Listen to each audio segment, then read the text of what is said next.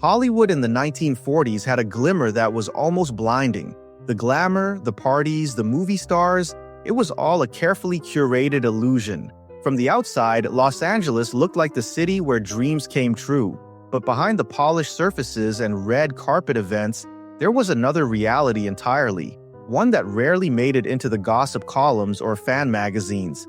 Power didn't always come from the studio heads or the big-name producers. Sometimes it came from darker corners, from people who knew how to pull strings without ever stepping into the spotlight. And sometimes, when someone stepped into the wrong circle, they disappeared. Literally.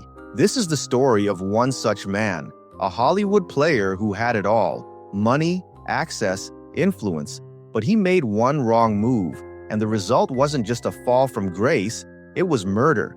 His name was Roy Raden. Most people haven't heard of him, and that's exactly how Hollywood likes it.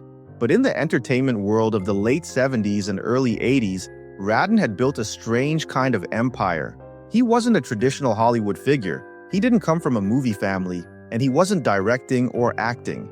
He made his name as a promoter, organizing live nostalgia shows across the country, vaudeville throwbacks, comedy tours, and musical revivals. It was old-school showbiz, and Raden was one of the best at it. He made millions putting washed-up acts back on stage. But Raden didn't want to be the king of vaudeville. He wanted something bigger. He wanted respect from the new generation of Hollywood.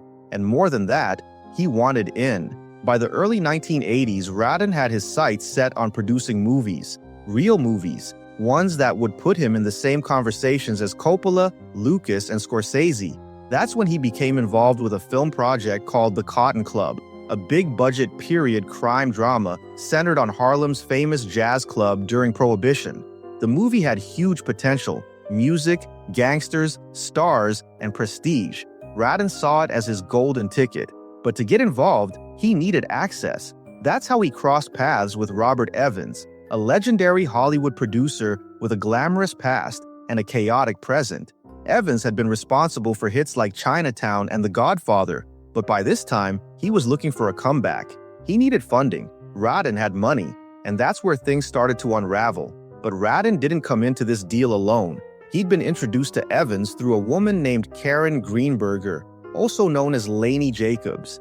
Greenberger wasn't your typical Hollywood middlewoman. She had a murky background that included drug trafficking, connections to the criminal underworld, and a reputation for handling difficult deals. According to her, she was the one who brought Raden and Evans together, and she expected to be compensated. Raden, however, didn't see it that way. After initial meetings and negotiations, he reportedly began to cut Greenberger out, claiming she didn't deserve producer credit or a cut of the profits. The amount of money Raden was putting up wasn't small, somewhere around $5 million. That's not just a business investment. That's blood in, blood out money in the wrong circles. Greenberger didn't take the betrayal lightly, and in the world they were operating in, betrayal didn't stay on paper. According to later court testimony, Greenberger felt humiliated and enraged by Raden's dismissal. And the thing about Hollywood's shadow players is this: when they feel wronged, they don't always sue. Sometimes they retaliate in ways the police can't prevent, especially when the money on the table is dirty, and the people involved don't play by studio rules. In May 1983, Roy Raden flew to Los Angeles from New York. He checked into a hotel, took meetings, moved through Beverly Hills, like any other producer with money to burn and deals to close. Then, one evening, he got into a limousine outside a hotel. That was the last time anyone saw him alive. There was no distress signal, no 911 call, no public outcry, just silence. For weeks, he was missing. In a city full of actors, his disappearance didn't make headlines at first. People vanish in LA all the time, especially people who hang around the edges of power. But this was different.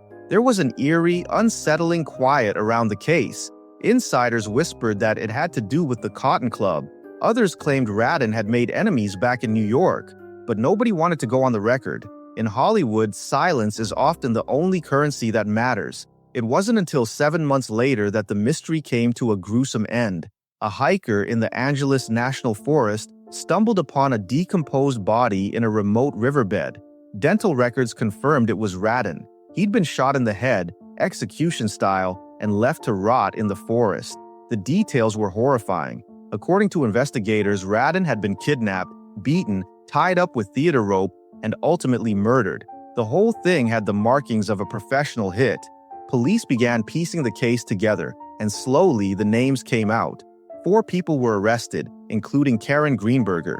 She was charged with second-degree murder and kidnapping. A man named William Menser, a known associate of organized crime and suspected hitman, was identified as the one who pulled the trigger. He had connections to the so-called crime elite, and this wasn't his first brush with blood. What made this case even more chilling was the lingering presence of Robert Evans. Though he was never charged with any crime, his name came up repeatedly in court records and testimonies. Some speculated he knew more than he admitted. Others believed he was just a pawn in a much larger game. Evans himself later said that working on the Cotton Club had brought dangerous people into his life, and that he regretted ever getting involved. But unlike Raden, Evans walked away. His career stumbled but didn't collapse. He continued making deals, attending premieres, living in Beverly Hills. Meanwhile, Raden's murder became a cautionary tale whispered in the back rooms of Hollywood power circles. Proof that deals with the wrong people don't just ruin careers, they end lives. The media dubbed it the Cotton Club murder, but most people forgot about it by the time the film finally came out. The movie itself was a mess, over budget, plagued by rewrites and reshoots, and when it hit theaters, it flopped. Critics called it stylish but shallow. The glitz and glamour were there on screen, but what happened behind the scenes was far more haunting. It exposed how the old-school criminal underworld still had its hooks in parts of Hollywood, how a single movie deal could become a battlefield, and how in this city, betrayal isn't always settled in court, it's settled in blood.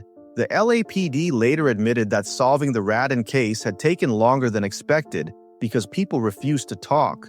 Witnesses disappeared, tips dried up, and when money and fear are both in play, even seasoned detectives hit walls. Some people were scared, others paid to stay silent. Hollywood has always had a strange relationship with crime. It glamorizes it on screen, then ignores it in real life, especially when the perpetrators are insiders. In Raden's case, the silence wasn't just convenient, it was enforced. What's most disturbing is how quickly the industry moved on. There was no major press conference, no studio-wide reckoning, no moment of reflection. Raden's death became just another bump in the chaotic history of Hollywood. His name vanished from the trades, his murder faded from public memory, and while the people directly involved went to prison, the full truth of what happened and why remains murky to this day. Was Greenberger acting purely out of anger, or was she working on someone else's orders? Was Raden's murder a one-time revenge killing, or part of a pattern that never got uncovered? Today, if you drive past the area in the Angeles National Forest where Raden's body was found, there's no marker, no sign, no acknowledgement that a man was killed there over a film deal gone wrong. Hollywood doesn't like to look back, especially when the past gets too real. But the lesson remains. In a town obsessed with image, what happens behind closed doors can be deadly, and sometimes the most dangerous roles aren't played on screen, they're played in real life.